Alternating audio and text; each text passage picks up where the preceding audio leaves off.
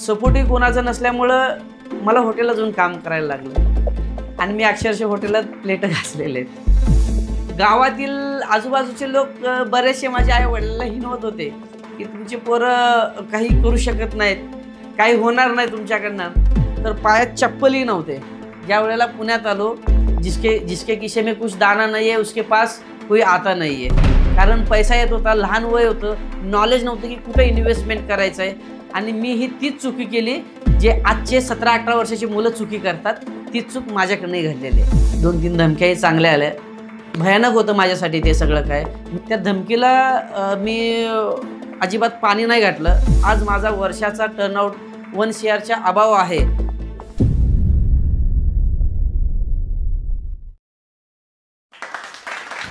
कर्मालाही माहिती आहे त्याचा धर्म काय आहे। मित्रांनो, तुम्ही जर एखाद्याला निस्वार्थपणे मदत करत असाल ना, तर तुमचा कर्म तुमच्या धर्म निभावल्याशिवाय मागे राहणार नाही। हा माझा वैयक्तिक अनुभव आहे मित्रांनो। नमस्कार, मी International and Asia Book of Record holder Santosh Survase. तुम्हाला शून्यातून विश्व निर्माण काय असतं ते तुम्हाला आज ऐकायचं आहे आणि ह्या व्हिडिओचा शेवट कधी विसरू नका। आणि हा व्हिडिओ पाहून तुमच्यामधले एक एनर्जी, एक विल पॉवर असली खतरनाक वाढेल की ते तुम्हाला हा संतोष सुरवसे दाखवेल। थोडक्यात जर सांगायचं म्हटलं तर मी International and Asia Book of Record holder आहे, जे की भारतामध्येच नाही तर इंडियामध्ये 1 नंबरचा रेकॉर्ड माझ्या नावे आहे। हेअरकटचा 546 हेअर कटिंग केलेले आहेत 18.5 तासामध्ये नॉनस्टॉप। पाकिस्तानचा रहिवासी अमेरिकेमध्ये, त्याचं नाव आहे नाबी सालेही आणि भारतामधील सुप्रसिद्ध हेअरस्टायलिस्ट जावेद हबीब यांनी 411 हेअरकट केलेले होते।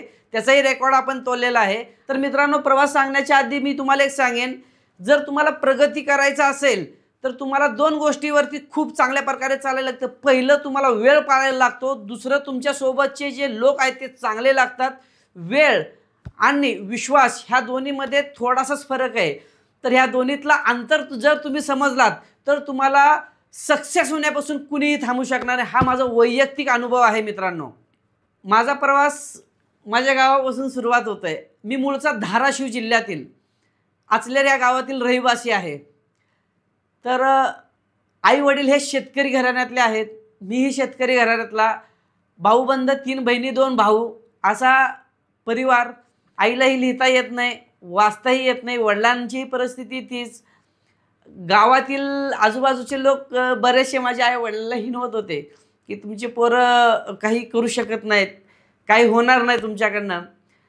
पण मित्रांनो, आई दिवसाखातीर दिवसाला 100-200च्या दिवसाच्या हिशोबाने ती शेतामध्ये काम करायचे। वडील रोजंदारीवरती दुसऱ्याच्या शेतामध्ये काम करायचे। हे आम्ही डोळ्यांनी पाहत होतो, पण वय बारीक असल्यामुळं काही करू नाही शकत होतो त्यावेळेला। पण हे सगळं बदलण्याची धमक माझ्यामध्ये होते। मला माहिती होतं की माझे स्वप्न खूप मोठे आहेत। मला माहिती होतं की मला माझं आयुष्य, माझ्या आईवडिलांचं आयुष्य खूप चांगलं घालवायचं आहे पुढचं। तर मला कष्ट करण्याची जी धमक आहे, जी ताकद आहे, ती माझ्यामध्ये होती चांगली। कारण माझे स्वप्न मोठे होते। तर त्यामुळे मी गावामध्ये 7वी-8वी पर्यंतच राहिलो। त्यानंतरनं आईवडिलाला मदत होईल ह्यासाठी मी आमच्या गावामध्ये बस स्टँडला एक छोटंसं हॉटेल आहे, तर त्या हॉटेलमध्ये मी वेटर म्हणून काम केलेलं आहे मित्रांनो स्टार्टिंगला। तर तिथं मला मिळत होते 20 रुपये दिवसाचे। 3 बहिणीचं लग्न झालेलं, आता आम्ही दोनच भाऊ घरात होतो। पण तरी घरातली जी परिस्थिती आहे, तर ते शेतही नाही आम्हाला, सपोर्टिव्ह कोणाचं नसल्यामुळं मला हॉटेलला जाऊन काम करायला लागलं आणि मी अक्षरशः हॉटेलात प्लेट घासलेले आहेत। तिथूनच जे काही पैसे भेटायचे तर ते आईला द्यायचो। तर त्यावेळेला आईच्या डोळ्यातनं एवढं पाणी यायचं ना की बाबा आपला एवढासा 7वी-8वीतला पोरगा, एवढा छोटासा मुलगा आपला घराला मदत होईल म्हणून तो 10-20 रुपये कमवण्याच्या नादामध्ये आपलं आयुष्य खराब करतोय, असं तिला आईला जाणवलं त्यावेळेस। तर तिनं मला सोलापूरला माझ्या मामाकडे पाठवलं। तर मी दुकानात काम करता मला माझं सलून क्षेत्रातलं जे काम आहे तर ते काम खूप कमी येत होतं। खुर्चीवरती पायही ठेवता येत नव्हतं, खुर्चीवरती असं एक पाय ठेवून असं काम करायचो। तर त्यावेळेला लोक जे माझ्याकडे बघायचे ना, तर ते असं बघायचे की कीर्ती लहान आणि मूर्ती मोठी, असं म्हणून मला मोटिव्ह करायचे। तर त्यामुळे मला अजून जरा बरं वाटायचं, मी काम करायचो। 10वीचं शिक्षण तिथं पुण्यामध्ये सोलापूरमध्ये घेतलं. 10वीमध्ये असं झालं, ज्या वेळेला 10वीचा रिझल्ट होता तर त्यावेळेला मला आत्मविश्वास होता की आपण 100% फेल होणार, ही गॅरंटी होती. कारण गणिताचं समजलात ना, आणि इंग्लिशाचं तर मग काय जय रामकृष्ण हरी होतं. तर मामालाही माहिती होतं की हा भाई एकदम फेल झालेला असणार आहे. तर मामाला म्हटलं, मामा नापास झालेलो आहे. तर मामाने म्हटलं, आम्हाला माहिती होतं त्यात काय एवढं. परत मग त्यावेळेला एक ठिणगी पेटलेली होती. कारण एक मुलगा मला म्हटला होता तू 10वी नाही काढू शकत.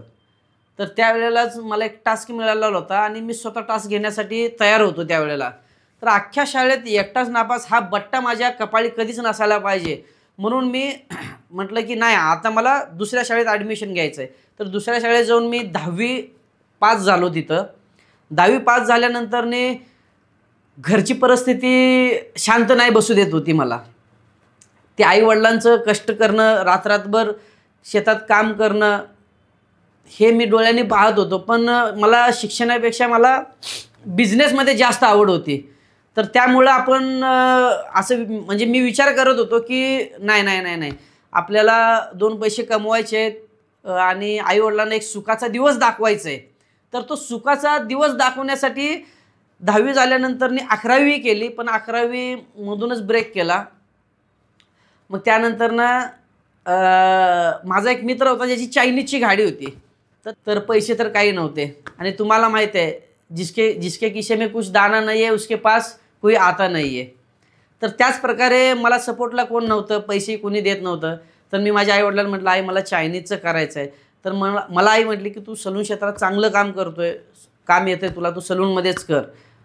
हे म्हटले, पण तरी म्हटलं नाही, मला सलूनला धरूनच हा साईड बिझनेस करायचा आहे. तर तिथं मी चायनीजची गाडी घेतली. तर माझ्या आईवडिलांना, मित्राला तुम्हाला सांगायला मला म्हणजे तुम्हाला असं वाटेल की चायनीजची गाडी, लगेच 10वी झाल्यानंतर चायनीजची गाडी कसं काय, याच्याकडे पैसे कुठून आले. तर मी माझ्या आईला सांगितल्यानंतर माझी आई, मित्रांनो, जे गावाकडनं लोक माहीत आहे ना की जेवणामध्ये एका कापडामध्ये भाकर आणि भाजी घालून आणतात. तर माझ्या आईला भीती होती की पैसे कुणीतरी चोरतील तिचे. तर त्यामुळं त्या जेवणामध्ये त्या कापडामध्ये भाकर ठेवून त्याच्यामध्ये 70,000 रुपये असं गाठ मारून घेऊन आणून दिले. आत्ताही माझ्या डोळ्यासमोर ते दिसतंय की माझी आई मला त्या दिवशी पैसे कसे आणून दिलेले. मग तिथं मी चायनीजचं दुकान चालू केलं. चायनीजचं दुकान चालू केल्यानंतर नाही, तर तिथून मला पैसा भरपूर येत होता. तर पैसे येत असताना तुम्हाला माहीत आहे, जिथं गुळ आहे तिथं मुंग्या येतात ऑटोमॅटिकली. जिथं गुळ आहे तिथं मुंग्या येतात. तर तसंच मी गुळ झालेलो होतो आणि माझ्या आजूबाजूला मुंग्या येत होत्या. मुंग्या म्हणजे समजलाच असाल तुम्ही, चुकीचे लोक. कारण पैसा येत होता, लहान वय होतं, नॉलेज नव्हतं की कुठं इन्व्हेस्टमेंट करायचं आहे. आणि मी ही तीच चुकी केली जे आजचे 17-18 वर्षाची मुलं चुकी करतात. तीच चूक माझ्याकडनंही घडलेली आहे. चांगले पैसे कमवत होतो, पण काही लोक चुकीचे मिळाले, काही मित्र चुकीचे मिळाले. लोक बरेचसे मला ते पैसे बुडवले. मग माझे आईवडील मला कधी विचारलं नाहीत की पैसे काय करतोय. पण कधी ना कधी हा विषय बाहेर येणारच होता. आईवडिलांना कळला की बाबा पोरगं काहीतरी चुकीचं करतंय. अशा काही चुकी केलेल्या आहेत की ते मी सांगू नाही शकत. पैसा खूप वेस्ट केला. मला माझी चुकी कळली की आपण पुण्यामध्ये सेट होऊ शकतो. सोलापूरमध्ये लोक थोडंसं चुकीचं वातावरण माझ्या आजूबाजूला बनत होतं. तर ते मी 1,00,000-1.5 लाख रुपये 2017 साली आईवडिलांचे लॉस केलेले होते. तर वाटत होतं की नाही नाही, परिस्थिती आपली ती नाही आहे की जे बाकीचे मुलं करतात ते आपण नाही केलं पाहिजे. मग मी माझ्या आईवडिलांना म्हटलं की मला पुण्याला जायचं आहे. मी सोलापूरमध्ये सेट नाही होऊ शकत, मला पुण्याला जायचं आहे. तर माझे पाऊल ऑटोमॅटिकली पुण्याकडे निघाले. मित्रांनो, पुण्याला यायचा विषय असा होता की कर्मालाही जसं माहिती आहे की त्याचा धर्म काय आहे, विचार चांगले होती, नियत चांगली होती. तर त्यामुळं कुठंतरी माइंडमध्ये क्लिक झालं की पुण्याला यायचं आहे. तर पायात चप्पलही नव्हते. ज्या वेळेला पुण्यात आलो आणि ज्या वेळेला ट्रेनने येत होतो, तुम्हाला ऐकूनही खोटं वाटायचं, फक्त खिशात 100 ते 150 रुपये होते मला वाटतं. चप्पलही नव्हते. घातलेल्या कपड्यामध्ये पुण्याला आलेलो होतो. तर तिथं आल्यानंतरने सलूनचं काम येत होतं, माहिती नव्हतं की कुठं करायचं आहे. तर इथं आल्यानंतरने इथंही माझे मामा आहेत, त्यांनी मला एक सलून दिलं की इथं तू काम कर. तर तिथं काम करत असताना तिथं सपोर्ट कुणीच केला नाही. तर ते दाढी करत असताना सोलापूरची पद्धत म्हणजे गावखेड्याची पद्धत क्रीममध्ये असते, पण शहरामध्ये फॉर्म असतं. फॉर्म ही कसं लावतो हे माहिती नव्हतं आम्हाला त्यावेळेस. तर तिथं कुणी सपोर्ट करत नव्हतं. तर थोडासा टेन्शनमध्ये होतो की होईल का नाही होईल माझं पुण्यामध्ये काय. तर ह्या सगळ्या गोष्टी करत असताना मी एका शॉपमध्ये ज्या वेळेला जॉब करत होतो, तर जॉब करत असताना माझी जी ओळख आहे, जे मी आज स्टेबल आहे, आज जे माझे पुण्यामध्ये चांगले प्रॉपर्टी मी जे काही कमवलेलं आहे, चांगलं नाव जे काही झालेलं आहे, माझे एवढे फ्रँचायझी झालेले आहे, आज माझा वर्षाचा टर्नआउट 1 CRच्या अबाव आहे. आज हे जे मी वैभव कमवलेलं आहे, तर ते मला 2 व्यक्ती मिळालेले आहेत. जसं की कर्मालाही माहीत आहे त्याचा धर्म काय आहे, तर कर्माला कळालं तर आता त्याचा धर्म निवडण्याची त्याची वेळ आलेली आहे, धर्म निभावण्याची त्याची वेळ आलेली आहे. तर ह्या 2 व्यक्तीला माझी ओळख करून देण्याची वेळ आली होती कर्माला. तर 2 व्यक्तीची ओळख माझ्यासोबत झालेली. तर त्यांचं नाव होतं रवींद्र दादा आंग्रे, राजेंद्र महाराज आंग्रे. तर ह्या 2 व्यक्तीमुळं माझं आयुष्य आज बदललेलं होतं. तर त्यांच्याशी ओळख झाल्यानंतर ते मला म्हटले की बाळा तुझा हात तर एवढा सॉफ्ट आहे, तुझ्या कामाची स्किल खूप चांगली आहे, स्किल खूप हाय लेवलची आहे आणि तू इथं कशाला काम करतोय, तुला स्वतःचं दुकान घालून देतो. तर त्यावेळेला मी म्हटलं पैसे नाही आहेत माझ्याकडे, पण मी तुम्हाला स्टार्टिंगला सांगितलेलं असं जर तुमची नियत चांगली आहे, जर स्वभाव चांगला असेल तर तुम्हाला ऑटोमॅटिकली देव मदत करतो. देवाच्या रूपात असे लोक तुम्हाला समोर आणून उभा करतात, जे की तुमच्या आयुष्यासाठी नवीन एक कलाटणी मिळते. तर तसंच माझ्यासोबत काहीतरी घडत होतं. तर त्याला मी जादूच म्हणेन माझ्या ह्याच्यामुळं माझ्या लाईफसाठी. तर त्यांनी मला एक दुकान घालून दिलं. दुकान घालून दिल्यानंतरने स्वतः दुकान होतं, पण मी तिथं म्हणत होतो की बाबा हे दुकान जे आहे तर ते मालक दुसरे आहेत. कारण मला भीती होती की माझे मित्रपरिवार नाही झालं पाहिजे जवळपास. ह्यामुळं मग मी दुकान घालून दिले ते. पण दुकान घालण्यासाठी पैसे नव्हते. तर पैसेही हे 2 व्यक्तींनीच लावलेलं. पैसे लावल्यानंतर टप्प्याटप्प्याने त्यांचे पैसेही मी परत केले. पैसे परत केल्यानंतरने आता पैसा कमी पडत होता.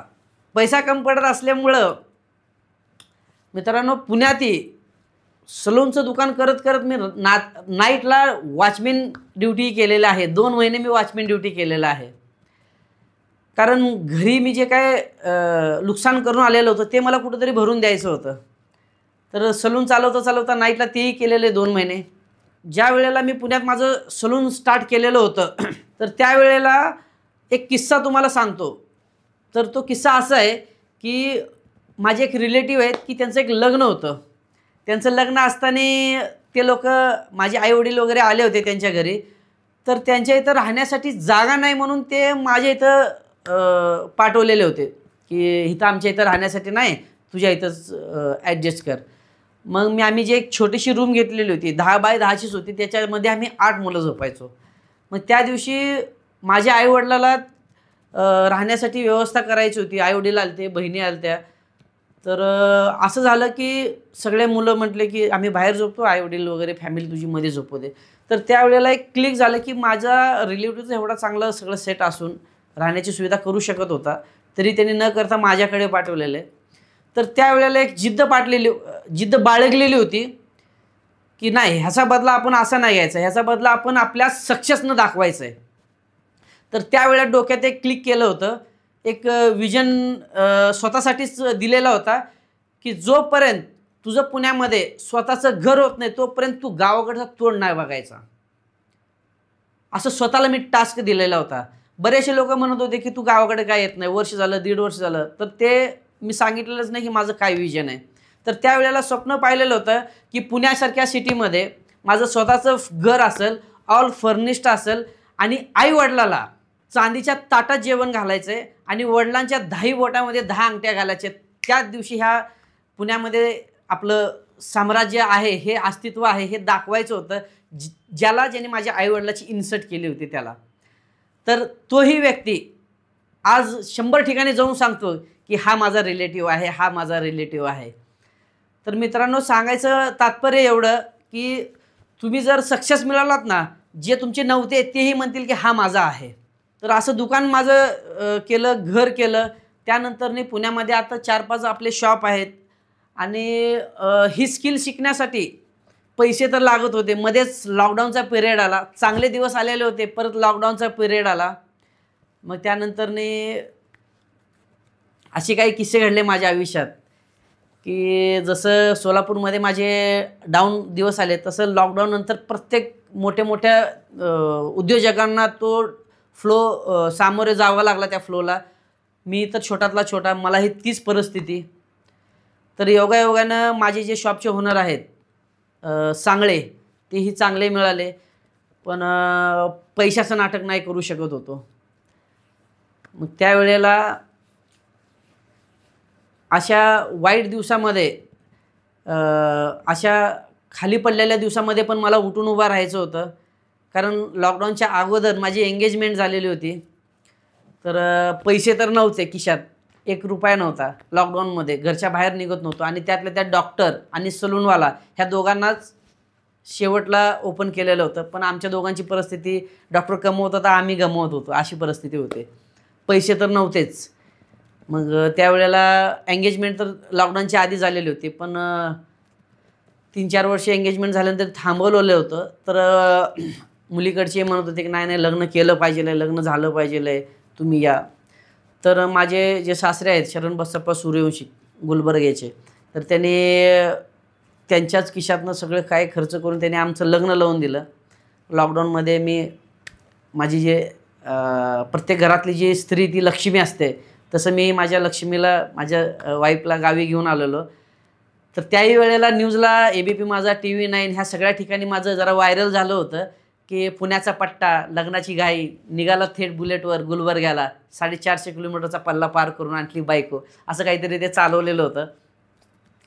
तर माझी वाईफ वगैरे आल्यानंतर तिथून माझे परत आयुष्य, माझं आयुष्य परत बदलायला लागलं. तर मित्रांनो, काम करत होतो, पैसे चांगले मिळत होते, नवीन संसार थाटला होता. मग एक डोक्यात होतं की आता आपण चांगलं काहीतरी केलेलं आहे, बऱ्यापैकी नाव झालेलं आहे. तर ज्या सलून क्षेत्राने मला एवढं सगळं दिलेलं आहे, तर त्या सलून क्षेत्रासाठी तू काय करू शकतोस? तुझ्यासारखे दिवस तुझे काय भोगलेलं आहे, तर तसं महाराष्ट्रातील, भारतामधील मुलांना तू काय देऊ शकतो, असं माझ्या मनाला काहीतरी खात होतं.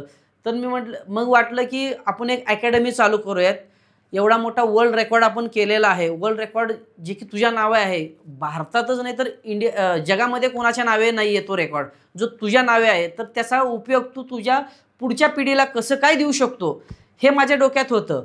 तर मग त्यानंतर असं केलं की म्हटलं चला आपण सलून क्षेत्राची अकॅडमी ओपन करू, जे की भरगतचं नॉलेज माझ्याकडे आहे. तर ते नॉलेज कमीत कमी बजेटमध्ये आपण जास्तीत जास्त मुलांना कसं प्रोव्हाइड करायचं हे डोक्यात होतं. तीच परिस्थिती, पैसे तर नव्हते. मग मित्रांनो, प्रत्येक स्त्रीला तिचं मंगळसूत्र हे स्त्रीधन असतं. तर तुम्ही समजलंच असाल की तीच वेळ आली जी माझ्या बायकोच्या गळ्यात ते मी मंगळसूत्र घातलेलं होतं, घाण ठेवायला लागलं. ज्या मुलांना घडवण्यासाठी ही अकॅडमी ओपन केलेली होती, SDS बार्बर अकॅडमी, तर ते वाटत होतं की आपण जे त्रास भोगलेला आहे, तर ते त्रास बाकीचे पुढची जी पिढी येणार आहे तर त्यांना ते होऊ नये, किंवा सलून क्षेत्रात ज्यांना पुन्हा करिअर करायचं आहे तर त्यांना ते त्रास सहन नाही करू शकणार, तर त्यांना आपण इझी एक प्लॅटफॉर्म उभा करून देऊ कमीत कमी बजेटमध्ये. त्यामुळं अकॅडमी निर्माण केली. आणि मित्रांनो, महाराष्ट्रात नाही तर भारतात आपली एकमेव अकॅडमी आहे जी की मेल क्षेत्रामध्ये काम करते. स्टार्टिंगला आम्हाला दगड फोडायला लागले, त्यानंतर सोन्याची खाण लागली आम्हाला. ह्या सगळ्या गोष्टी करत असताना बरेचसे लोक अपोजिट व्हायला लागले की सलून क्षेत्र एकतर एवढं कॉम्पिटिशन आहे, तू कशाला मुलं घडवतोय. 2-3 धमक्याही चांगल्या आल्या, त्यांचं नाव नाही सांगणार, पण ते खूप चांगल्या, म्हणजे भयानक होतं माझ्यासाठी ते सगळं काय. मी म्हटलं आपल्याच समाजातील लोक आपल्याच मागं तलवार घेऊन उभा राहिलेले आहेत मान कापण्यासाठी. असं समज की ते दिवस संपलेले आहेत आणि तुझेही दिवस संपलेले आहेत, असं म्हणून मला धमकी दिले.